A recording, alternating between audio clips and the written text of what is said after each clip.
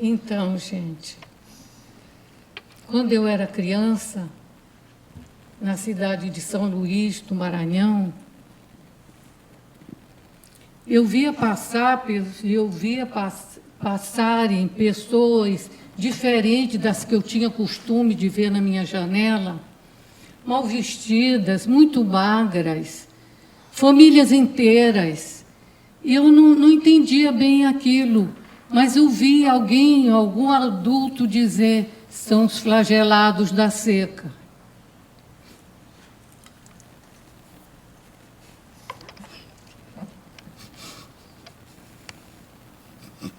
Não vou conseguir.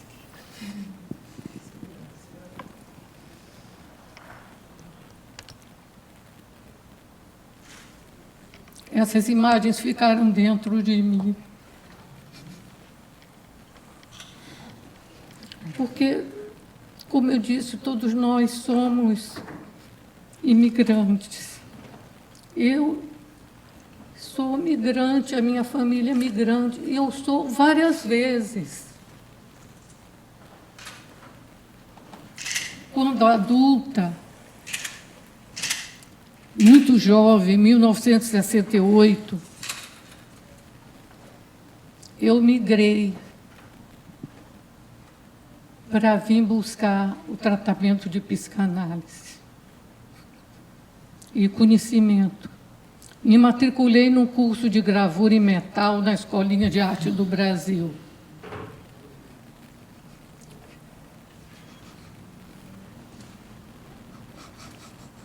E na primeira aula, ou quando eu me coloquei em frente à chapa de metal, e o professor Orlando disse: desenhe alguma coisa sobre essa cera para a gente fazer a gravura. O que me ocorreu, por favor? Eu não sabia o que eu ia desenhar, mas me veio imediatamente. Quer dizer, eu vim do Maranhão para o Rio, e essa imagem foi a primeira gravura em metal que eu realizei. Que era essa cena, mais ou menos essa. E eu vou dizer para vocês, o Plínio falou das mulheres, mas essas mulheres retirantes do Ceará, da seca, elas geralmente vinham sem marido. Ela com os filhos, ela com a sua pequena trouxa. Mas essa aparição que eu via, essa passagem desses retirantes do Ceará, não acontecia somente em frente à minha janela.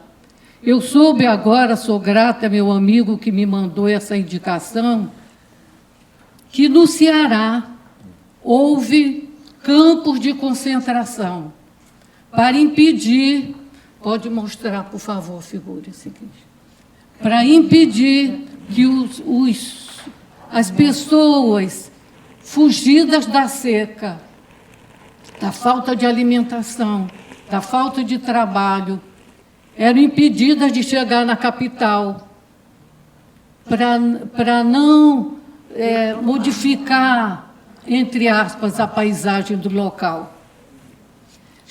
Chegaram a aprisionar 73 mil em várias cidades. Essa se conseguiu agora fazer parte da memória viva, física, e ela é conservada, mas tem muitos outros campos de concentração. A gente se horroriza quando ouve falar dos judeus, mas aqui o Brasil para o Brasil. E as condições eram essas. Mais recente agora, em 2005, eu fiz uma exposição individual na Galeria Cândido Portinari, da UERJ, e eu expus somente redes, cada rede representando um pedaço da memória da história do Brasil. E uma das redes eu bordei com linha azul mesclada, em homenagem ao Bispo do Rosário, a saga da minha família, que foi outra migração, outra foto.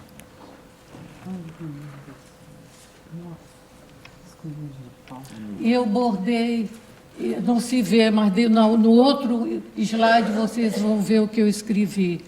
Meu pai teve que vir no governo de Getúlio Vargas, onde a minha família, eu com meses, era perseguida pelo interventor chamado Paulo Ramos. Fecharam o colégio onde meu pai trabalhava.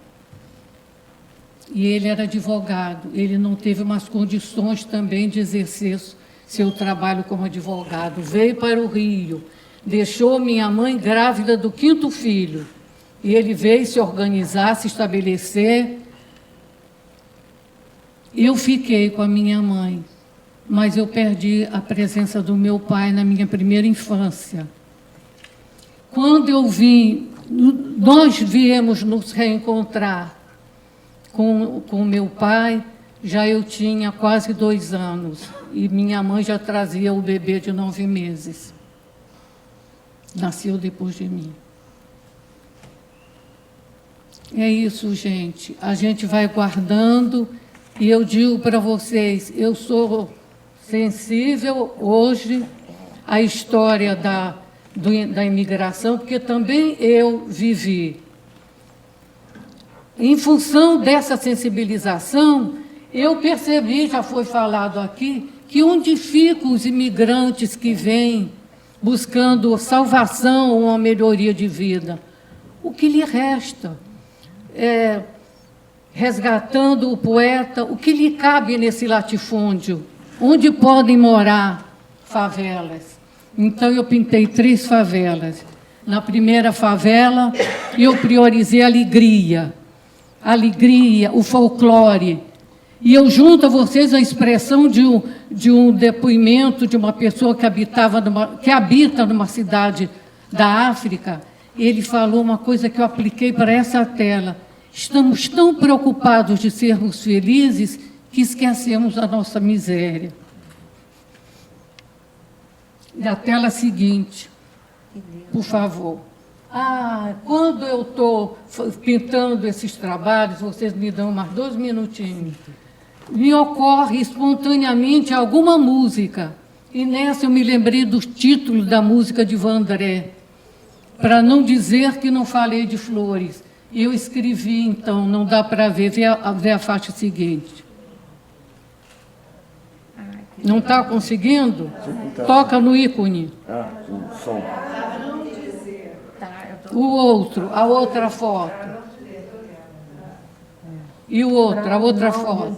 Não, eu queria porque eu gravei a música do Vandré e ela não está conseguindo. Em casa eu consigo.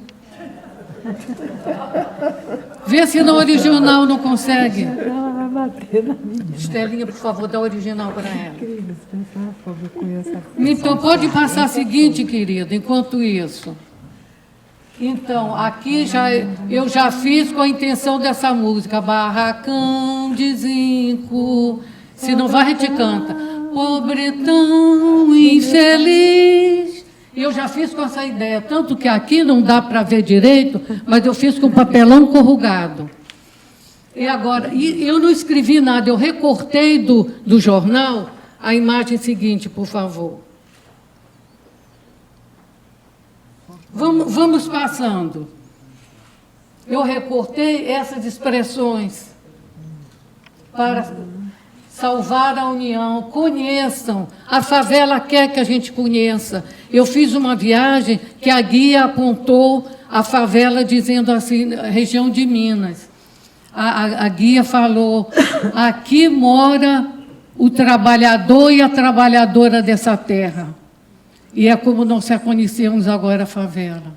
Não é só um lugar de bandido. Às vezes, eles se escondem lá porque o Estado não está lá. É um lugar de abandono. E me ocorre também barracão de zinco e me ocorre aquele chão de estrela, que as casas eram cobertas de zinco, zinco furado, quando vinha a lua, iluminava e criava estrelas no chão. É a poesia dessa música. E vamos para a terceira, que é a última. Essa eu já fiz recentemente, são épocas diferentes. Me veio na cabeça, são as águas de março fechando o verão. E eu penso, e as águas como caem pesadas nessas casinhas frágeis. Como a inocência vai pelas enxurradas.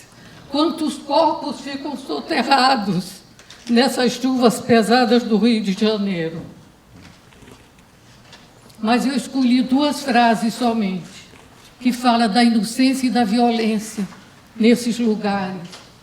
Passarinho na mão, estilhaço na estrada.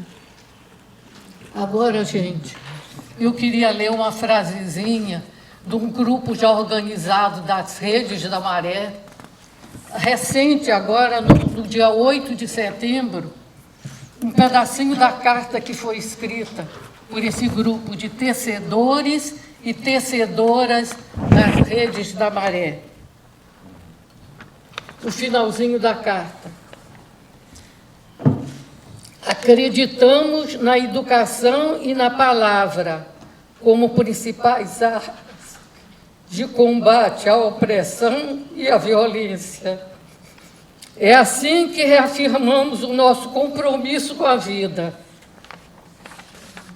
A flor há de furar o asfalto, interrompendo a violência, furando o tédio, o nojo, o ódio. E que a poesia há de nos salvar da náusea destes dias ásperos, como nos ensina o poeta Carlos Drummond de Andrade. Enquanto isso, lutamos pela justiça e pela humanidade. Cadê, gente?